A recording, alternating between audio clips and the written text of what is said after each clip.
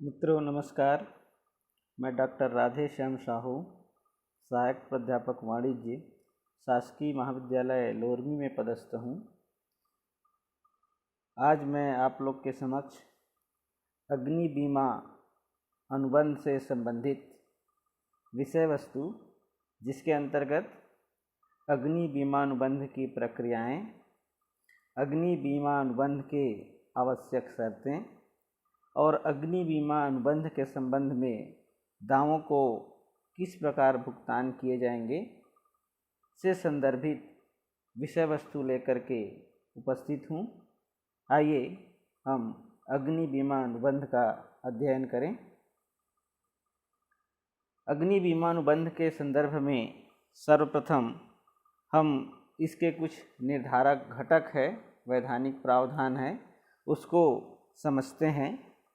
भारतीय बीमा अनुबंध अधिनियम 1872 के सभी वैधानिक प्रावधान अग्नि बीमा अनुबंध में लागू होंगे, जिसके अंतर्गत हमें यह देखना है और समझना है कि इन निर्धारित घटकों में से सभी घटकों का पूर्ण रूप से अग्नि बीमा अनुबंध में पालन होता है कि नहीं होता है। जिसके अंतर्गत अर्थात हम कह सकते हैं कि अग्नि बीमा अनुबंध के लिए अग्नि बीमा अनुबंध को विधि मान्य होने के लिए निम्न शर्तों को पूरा करना आवश्यक है। नंबर फर्स्ट है प्रस्ताव एवं स्वीकृति, स्वतंत्र सहमति, विधिक सक्षमता, वैध प्रतिफल, वैध उद्देश्य। अर्थात इस अनुबंध अधिनियम में एक उचित प्रस्ताव एवं स्वीकृति के आधार पर यह अनुबंध किया गया हो। अनुबंध अधिनियम की प्रक्रिया में किसी भी पक्षकार के द्वारा बलपूर्वक, अनुचित प्रभाव, कपट, उत्पीड़न इत्यादि का प्रयोग नहीं किया गया हो और दोनों पक्षकार अपनी स्वतंत्र सहमति के आधार पर यह अनुबंध किए गए हों। बीमाधारी व्यक्ति और बीमादाता कंपनी दोनों में अनुबंध करने की विधिक सक्षमता हो, अर्थात कोई भी पक्षकार अवयस्क ना हो, अस्वस्थ मस्तिष्क का ना हो और ना ही किसी न्यायालय के द्वारा दंड दिया गया व्यक्ति हो। और दो निर्धारित और घटक इस अनुबंध अधिनियम के लिए जो विधि मान्य होंगे वे हैं वैध प्रतिफल और वैध उद्देश्य। अर्थात अनुबंध का प्रतिफल और उद्देश्य दोनों ही विधि मान्य हो, विधिपूर्ण होना चाहिए। इस प्रकार इन निर्धारित घटकों के आधार पर हम अग्नि बीमा अनुबंध का कार्य पूरा करेंगे। आइए अग्नि बीमा अनुबंध के संबंध में पॉलिसी की प्रक्रियाएं कौन कौन सी होगी उसको अध्ययन करें, उसके बारे में जानें। अग्नि बीमा अनुबंध के प्रस्ताव या अग्नि बीमा अनुबंध की प्रक्रिया को हम निम्न भागों में बांटकर अध्ययन कर सकते हैं। नंबर फर्स्ट भाग में रखते हैं अग्नि बीमा के लिए प्रस्ताव। नंबर सेकंड भाग में हम इसमें सम्मिलित करते हैं प्रस्ताव की छानबीन और सर्वेक्षण। नंबर थर्ड भाग में रखते हैं प्रस्ताव की स्वीकृति, नेक्स्ट जोखिम का प्रारंभ होना और अंत में पॉलिसी को जारी करना। अग्नि बीमा अनुबंध संबंधी प्रक्रिया की पहले भाग में हमने बीमा के लिए प्रस्ताव का अध्ययन करें। बीमा के लिए प्रस्ताव, अग्नि बीमा का प्रस्ताव सामान्यतः कंपनी के छपे हुए प्रस्ताव प्रपत्र में भर करके दिए जाते हैं। इस प्रस्ताव प्रपत्र में बीमा संबंधी और जिस संपत्ति विशेष का बीमा कराना है उस संपत्ति विशेष के संदर्भ में समस्त सूचनाएं बीमा कंपनी के द्वारा मांगी जाती है, जिसे बीमाधारी व्यक्ति स्वीकृति के समय उन निर्धारित प्रपत्रों में भर करके बीमा कंपनी के पास प्रस्तुत करते हैं। मुख्य रूप से इन प्रस्ताव प्रपत्र में अग्नि बीमा के संबंध में जो संकटें हैं, जोखिम हैं, इसके संदर्भ में विशेष जानकारी बीमा कंपनी के द्वारा लिए जाते हैं। भौतिक संकट के संदर्भ में बीमा कंपनी बीमाधारी व्यक्ति से प्रस्ताव प्रपत्र में निम्न जानकारियां मांगती हैं। यदि हम बीमित वस्तु या बीमित संपत्ति को एक भवन माने तो भवन के संदर्भ में बीमा कंपनी निम्न जानकारियां बीमाधारी व्यक्ति से एक निर्धारित प्रस्ताव प्रपत्र में स्वीकार करेगी। भवन किस प्रकार निर्मित है? बीमित संपत्ति अर्थात भवन में फर्नीचर, माल, स्टॉक, मशीनरी इत्यादि किस किस स्थान पर रखे हुए हैं? भवन में कहाँ कहाँ और क्या क्या वस्तुएं हैं? भवन किस प्रकार के प्रयोग में लाए जाते हैं? भवन के आसपास 50 फीट की दूरी में कौन कौन सा मकान है और उस मकान का प्रयोग किस किस प्रकार से किए जाते हैं? भवन में प्रकाश और ताप की व्यवस्था क्या है और भवन की बीमित रकम क्या है? इसके साथ ही कुछ भौतिक संकट के पश्चात आचारिक संकटों का भी उल्लेख प्रस्ताव प्रपत्र में बीमा कंपनी के द्वारा मांगे जाते हैं, जैसे कि स्टॉक आदि का मूल्यांकन आपने कब किया? क्या प्रस्तावित संपत्ति का पहले बीमा कभी हुआ था और बीमा प्रस्ताव कहीं अस्वीकृत तो नहीं हुआ था? या कोई बीमा पॉलिसी रद्द हुई है? क्या इसके पूर्व कभी उस भवन में अग्नि से हानि हुई है? प्रस्तावक को अपना नाम, पूरा पता, बीमा की अवधि, संपत्ति का बीमित मूल्य इत्यादि सब स्पष्ट रूप से प्रस्ताव प्रपत्र में भर करके जमा करना होता है। इस प्रक्रिया में नंबर दूसरा पॉइंट है प्रस्ताव की छानबीन एवं जोखिम का सर्वेक्षण।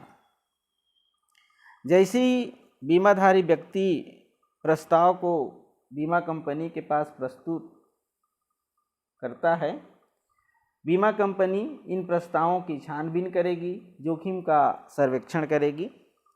अग्नि बीमा के लिए प्राप्त प्रस्तावों के आधार पर गहन छानबीन, गहन जांच की आवश्यकता होती है, क्योंकि बीमा कंपनी तटस्थ रहना चाहती है कि किसी प्रकार के भौतिक संकट और आचारिक संकट से ग्रसित विषय वस्तु तो नहीं है। अगर इस निर्धारित संकटों से ग्रसित विषय वस्तु रहेगा तो बीमा कंपनी इस पर अपना विशेष रिपोर्ट प्रस्तुत करेगी। उसके पश्चात फिर आगे की प्रक्रियाएं पूरी किए जाएंगे। सर्वेक्षण के आधार पर बीमा कंपनी भवन संबंधी विवरण, जिसमें बाहरी दीवारों, छतों के निर्माण की दशा, भवन में मंजिलों की संख्या, भवन के निर्माण कार्य की श्रेणी, कच्चे माल और तैयार माल की प्रकृति, भवन में किस किस प्रकार के सामग्री प्रयोग किए गए हैं, भवन में प्रकाश तापन की व्यवस्था कैसे हैं, पावर के स्रोत क्या है, अग्निशमन साधनों का प्रयोग है कि नहीं और जल आपूर्ति की स्थिति कैसी है। इन निर्धारित प्रमुख जांच सर्वेक्षण के पश्चात ही प्रस्ताव को बीमा कंपनी स्वीकृति प्रदान के लिए आगे बढ़ाती है। अगला महत्वपूर्ण प्रक्रिया है प्रस्ताव की स्वीकृति। यदि प्रस्ताव प्रपत्र सर्वेक्षण रिपोर्ट को देखते हुए जोखिम स्वीकार करने योग्य प्रतीत होता है, तब कंपनी इस प्रस्ताव प्रपत्र के आधार पर प्रीमियम का निर्धारण करती है। भारतवर्ष में अग्नि बीमा अनुबंध के संबंध में प्रीमियम का निर्धारण टैरिफ के आधार पर किया जाता है और प्रीमियम की दर अस्थायी रूप से लागू होगा, जो कि बाद में अंतिम दर के रूप में समायोजन कर लिया जाता है। बीमा अधिनियम के अंतर्गत बीमादाता किसी भी प्रकार के जोखिम संबंधी कार्य को करने से पहले प्रीमियम अग्रिम राशि के रूप में जमा करवाएंगे और प्रीमियम जमा होने के पश्चात बीमा संबंधी कार्रवाई आगे किए जाएंगे। बीमा संबंधी कार्रवाई करते समय सर्वप्रथम बीमा कंपनी एक कवर नोट जारी करेगा और कवर नोट में उस बीमा के संदर्भ में बीमाधारी का नाम, उनका पता, बीमित संपत्ति का संक्षिप्त विवरण, बीमित रकम, बीमा की अवधि, जोखिमों का विवरण, प्रीमियम आदि का उल्लेख उस पर कर दिया जाएगा। तत्पश्चात जोखिम का प्रारंभ होना। कवर नोट में तिथि उल्लेखित रहता है और कवर नोट केवल अल्पकाल के लिए होता है। इस बीच कंपनी पॉलिसी तैयार करती है और पॉलिसी जारी होने की तिथि से कवर नोट स्वतः ही रद्द मानी जाती है। अंत में अंतिम प्रक्रिया के अंतर्गत अग्नि बीमा पॉलिसी जारी करना। अग्नि बीमा कंपनी जोखिम प्रारंभ के बाद अंतिम प्रक्रिया में अग्नि बीमा की पॉलिसी जारी करती है, जिसके अंतर्गत अनुबंध संबंधी आवश्यक विवरणों और शर्तों का उल्लेख अनिवार्य है। इन शर्तों के अनुसार ही बीमाधारी व्यक्ति और कंपनी के पारस्परिक अधिकार और दायित्वों को निर्धारित किया जाता है। अग्नि बीमा पॉलिसी के मुख्य पृष्ठ पर प्रायः इन बातों का उल्लेख होगा कि पॉलिसी की संख्या कितनी है, बीमाधारी व्यक्ति का नाम और पता क्या है, कुल बीमित रकम कितनी है, बीमित संपत्ति का पूर्ण विवरण, जोखिम का विवरण, प्रीमियम की राशि और बीमा की अवधि। इस प्रकार से कुछ निर्धारित शर्तें बीमा पॉलिसी के मुख्य पृष्ठ पर रखे जाते हैं और कुछ अन्य अतिरिक्त अगर और कुछ निहित शर्त है तो उसके लिए एक पृथक खंड तैयार करके संलग्न कर दिए जाते हैं और अंत में भारतीय स्टाम्प अधिनियम के अंतर्गत बीमा पॉलिसी पर आवश्यक मूल्य का स्टाम्प लगाकर उस पर हस्ताक्षर करके बीमाधारी व्यक्ति को दे दिया जाता है। इसके बाद बीमा कंपनी की जो पॉलिसी की शर्तें निर्धारित होती है वे इस प्रकार से हैं। अग्नि बीमा अनुबंध के संबंध में बीमा कंपनी पॉलिसी के रूप में 3 प्रारूप में पॉलिसी लेकर के आती है, policy A, policy B, policy C. इन पॉलिसी के तीनों स्वरूप में पॉलिसी ए और बी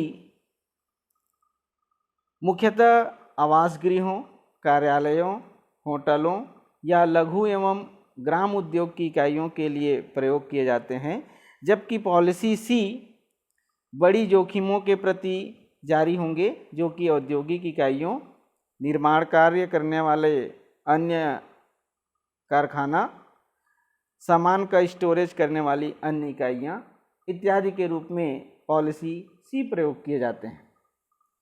पॉलिसी निर्गमन के पूर्व कुछ महत्वपूर्ण बातें हैं या महत्वपूर्ण शर्तें कहें, जो कि इस प्रकार से हैं। नंबर फर्स्ट पॉइंट है बीमित जोखिमों का विवरण और नंबर सेकंड पॉइंट है अपवर्जित जोखिम और हानियाँ। बीमित जोखिम में मुख्यतः हमको देखना ये रहता है कि जो बीमित संपत्ति है उस संपत्ति के अनुरूप जोखिम किस प्रकार से है और साथ ही साथ अग्नि बीमा अनुबंध से संबंधित जोखिम निहित है कि किसी अन्य प्रकार से भी जोखिम उस पर निहित है। सामान्यतः अग्नि बीमा अनुबंध केवल उन्हीं जोखिमों को स्वीकार करती है जो अग्नि से उत्पन्न हुई मानी गई हो। ये पॉलिसी में जोखिम का विवरण होगा। दूसरा इसका कंडीशन होता है पॉलिसी का अपवर्जन। किन किन जोखिम विशेष पर पॉलिसी का अपवर्जन किया जा सकता है। पॉलिसी के इस खंड में उन जोखिम, हानियों और संपत्तियों का उल्लेख किया जाता है जिनके प्रति बीमा कंपनी दायित्व ग्रहण नहीं करती है। इसलिए इन शर्तों को अपवर्जन की शर्तें भी कहते हैं, जैसे कि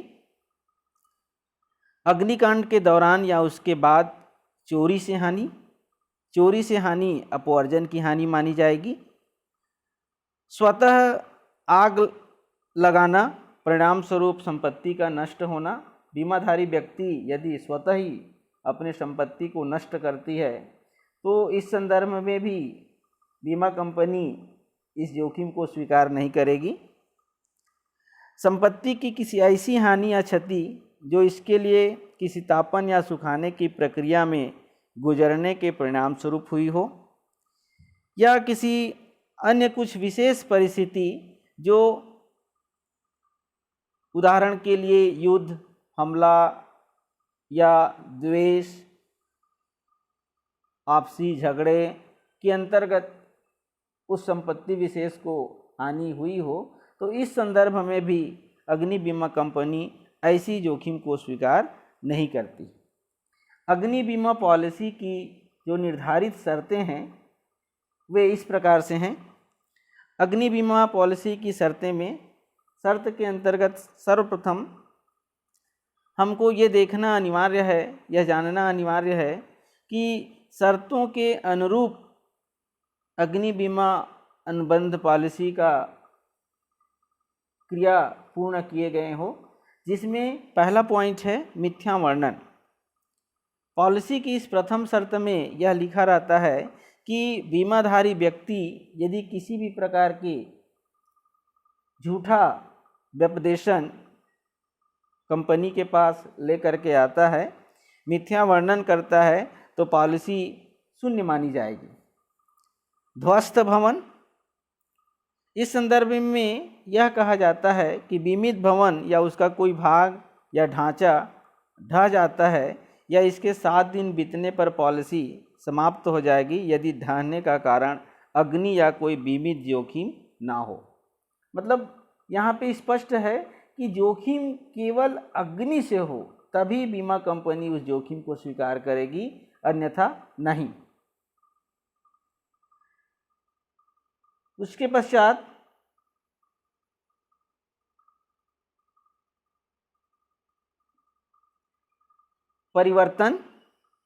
परिवर्तन से तात्पर्य बीमा कंपनी बीमित विषय के संबंध में यह जानना चाहती है कि बीमित वस्तु के संदर्भ में दायित्वों का किस प्रकार से परिवर्तन हो रहा है। यदि व्यापार या निर्माण में परिवर्तन किया जाए बीमित मकान या संपत्ति को प्रभावित करने वाली परिस्थिति से, तो इस संदर्भ में हमको ये देखना है कि अग्नि से हानि की प्रतिशत कितनी है। समुद्री खंड, यदि उस संपत्ति विशेष का समुद्री बीमा भी प्रयोग किए जा रहे हैं तो उस संपत्ति विशेष पर समुद्री बीमा कवर करने के पश्चात जो शेष जोखिम बचेगा उसे ही अग्नि बीमा अनुबंध के रूप में स्वीकार किए जाएंगे। अनुबंध समाप्ति के पश्चात जो भी जोखिम होंगे वे अग्नि बीमा कंपनी के द्वारा स्वीकार नहीं किए जाएंगे। दावा, बीमा अवधि में हानि होने पर दावा करते समय ही यह जोखिम स्वीकार किए जाएंगे और समय के पश्चात बाद में दावा करने से यह जोखिम स्वीकार योग्य नहीं माने जाएंगे। आग लगने पर बीमा कंपनी के अधिकार, आग लगने पर बीमा कंपनी के भी कुछ अधिकार हैं। यदि बीमित वस्तु पर क्षतिपूर्ति का भुगतान कर दिया गया है तो बीमित वस्तु के अवशेषों पर बीमा कंपनी का अधिकार होगा। कपट, यदि बीमाधारी व्यक्ति कपटपूर्ण ढंग से क्षतिपूर्ति राशि प्राप्त करने के लिए दावा पेश करता है और बाद में बीमा कंपनी को यह पता चल जाता है कि ये फ्रॉडपूर्ण पॉलिसी लाभ लेने के उद्देश्य से कपट से दावा प्रस्तुत की गई है, तो यह अनुबंध स्वतः ही रद्द मानी जाएगी। इस प्रकार से पॉलिसी की निर्धारित शर्तें हैं। अग्नि बीमा के संदर्भ में दावों का निपटारा। अग्नि बीमा के संबंध में यदि दावों का निपटारा को अगर देखें तो दावों के संदर्भ में कुछ 3 महत्वपूर्ण पॉइंट हैं जिसके अंतर्गत हम अग्नि बीमा दावा भुगतान संबंधी कार्यवाही कर सकते हैं। नंबर फर्स्ट पॉइंट में अग्निकांड की सूचना देना और आवश्यक सबूत भेजना। दूसरा पॉइंट बीमा कंपनी द्वारा दावों की निरीक्षण व प्रमाणित। और तीसरा पॉइंट बीमा दावों का निपटारा। आइए नंबर फर्स्ट पॉइंट देखें, अग्निकांड की सूचना देना व आवश्यक सबूत भेजना। अग्नि बीमा पॉलिसी के अंतर्गत दावा करने और दावे का निपटारा करने के संबंध में जो शर्तें पॉलिसी में दी गई हो उनका अनुपालन करना आवश्यक होता है। सामान्य रूप से इस प्रक्रिया को निम्न भागों में हम विभाजित कर इसकी कार्रवाई कर सकते हैं। नंबर फर्स्ट पॉइंट, अग्निकांड की सूचना देना और सभी आवश्यक सबूत भेजना के अंतर्गत हानि की परिस्थितियों का पूर्ण विवरण, जैसे कि बीमित घटना किस तिथि में हुआ, किस समय हुआ, किस स्थान पर हुआ, कैसे हुआ, हानि का कारण, हानि का विशेष कारण, हानि कैसे हुई, आग कैसे लगी, अगर अग्नि से हानि है तो आग कैसे लगी, कब लगी, क्षतिग्रस्त संपत्ति का पूर्ण विवरण, यदि संपत्ति नष्ट हुई है तो उस नष्ट हुए संपत्ति का पूर्ण विवरण मात्रा सहित, मूल्यों सहित, अन्य बीमा विवरण, यदि उस संपत्ति के संदर्भ में अन्य कोई बीमा भी है, पहले से ले रखे पॉलिसी भी उस संपत्ति विशेष पर है तो उसके संदर्भ में अन्य विवरण भी प्रस्तुत करने होंगे। दूसरा पॉइंट है बीमा कंपनी के द्वारा दावों की निरीक्षण व प्रमाणन। तत्पश्चात बीमा कंपनी इन दावों की निरीक्षण करेगी। निरीक्षण के संबंध में हानि के कारण, दावों की धनराशि की गणना, व्ययों की गणना और वारंटियों की पालन स्थिति, अन्य बीमा संबंधी अभिदाय या खंड। हानि के कारण में मुख्य रूप से हमको जानना होगा, क्योंकि अग्नि से हानि तभी मान्य होगी जब वह हानि आकस्मिक रूप से प्रकट हुई हो। यदि जानबूझ करके आग लगाई गई हो तो यह जोखिम या यह अग्नि से हानि स्वीकार योग्य नहीं होगी। दावों की रकम की गणना, बीमित संपत्ति का मूल्य, उनके बाजार मूल्य इत्यादि को ध्यान में रखते हुए बीमित संपत्ति का मूल्य निर्धारित किया जाएगा, जिसके आधार पर दावों के लिए धनराशि गणना करने के बाद दावों की भुगतान हेतु प्रस्ताव बनाकर प्रस्तुत करना होगा। व्ययों का विवरण, इस संदर्भ में कुछ व्यय भी आवश्यक है। सर्वेक्षण के कार्य के पश्चात अगर कुछ विशेष व्यय है तो उस व्यय के विवरण को भी लगाना होगा। वारंटियों के पालन की स्थिति, रिपोर्ट में यह बताना होगा कि अनुबंध संबंधी वारंटियों का बीमाधारी व्यक्ति ने पूर्ण पालन किया है। बीमाधारी ने अग्नि बीमा के संदर्भ में किसी भी वारंटी को भंग नहीं किया है और तब बीमा कंपनी अपने दायित्व से मुक्त हो जाएगी। और बीमा कंपनी अगर किसी प्रकार के बीमाधारी व्यक्ति के वारंटियों के पालन के संदर्भ में कुछ तथ्य झूठा पाती है तो इस संदर्भ में बीमा कंपनी अपने दायित्व से मुक्त होकर दायित्व का भुगतान नहीं करेगी। अन्य बीमा संबंधी अन्य कुछ बातें, यह भी यदि बीमित संपत्ति पर अन्य बीमे भी कराए गए हो तो उस अन्य बीमा के संदर्भ में भी विस्तृत जानकारी कंपनी को देना होगा।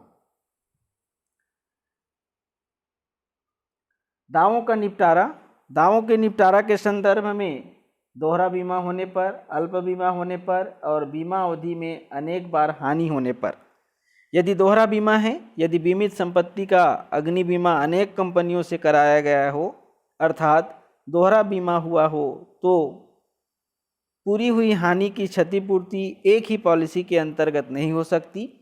पॉलिसी में अभिदाय की शर्त के अनुसार बीमाधारी व्यक्ति बीमादाता से समानुपातिक आधार पर क्षतिपूर्ति करने का दायी होगी। अर्थात बीमाधारी व्यक्ति को बीमादाता समानुपातिक आधार पर क्षतिपूर्ति करने का दायी होगा। अल्प बीमा होने पर यदि बीमित संपत्ति का अल्प बीमा किया गया हो, अर्थात बीमित संपत्ति का मूल्य कुल बीमित राशि से अधिक हो, तब इस अधिक राशि तक बीमाधारी को स्वयं ही समानुपातिक हानि वहन करनी होगी और बीमा कंपनी बीमित राशि के समानुपात में ही क्षतिपूर्ति करने की जिम्मेदारी अपने ऊपर लेगी। बीमा अवधि में अनेक बार हानि होने पर, यदि बीमा अवधि में अनेक बार हानि हुई है, बीमा अवधि में अनेक बार अग्निकांड द्वारा हानि हो सकती है, तो इस परिस्थिति विशेष में बीमा कंपनी कब कब किस किस प्रकार से हानि हुई और उस हानि के परिणाम स्वरूप कब कब कितनी कितनी क्षतिपूर्ति राशि भुगतान की गई, उस राशि को माइनस करने के बाद जो शेष राशि क्षतिपूर्ति के रूप में रहेगी उसका भुगतान बीमा कंपनी करेगी। अंतिम कंडीशन में अग्नि बीमा अनुबंध के अंतर्गत बीमा कंपनी के अधिकार। अग्नि बीमा अनुबंध के अंतर्गत एक बीमा कंपनी के अधिकारों को निम्न रूपों में हम व्यक्त कर सकते हैं। नंबर फर्स्ट पॉइंट, बीमित वस्तु या बीमा की जाने वाली वस्तु के संदर्भ में सूचना प्राप्त करने का अधिकार। दूसरा, अग्नि बीमा अनुबंध के प्रारंभ होने से पूर्व विस्तृत जांच व सर्वेक्षण करने का अधिकार। बीमा योग्य संभावित जोखिम के आधार पर प्रीमियम निर्धारण और प्रीमियम प्राप्त करने का अधिकार।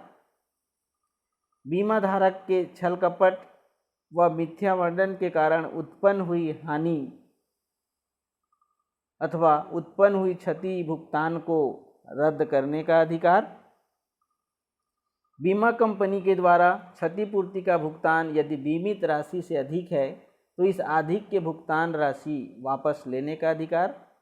बीमित वस्तु या संपत्ति के अग्नि से नष्ट होने पर क्षतिपूर्ति भुगतान के पश्चात उस संपत्ति या वस्तु के अवशेष पर अधिग्रहण करने का अधिकार। अग्नि बीमा अनुबंध के अंतर्गत अग्नि से आंशिक हानि होने पर आंशिक क्षतिपूर्ति भुगतान करने का अधिकार। बीमा योग्य हितों के मूल्यों का वार्षिक मूल्यांकन करने का अधिकार।